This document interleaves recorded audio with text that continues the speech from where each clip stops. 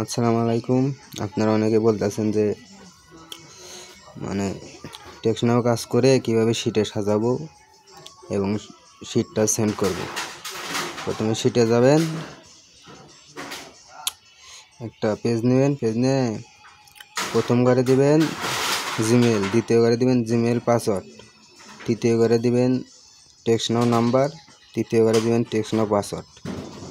দেওয়ার পরে থ্রি ডটে ক্লিক করবেন, share and export, send copy, তারপরে ওকে দিয়ে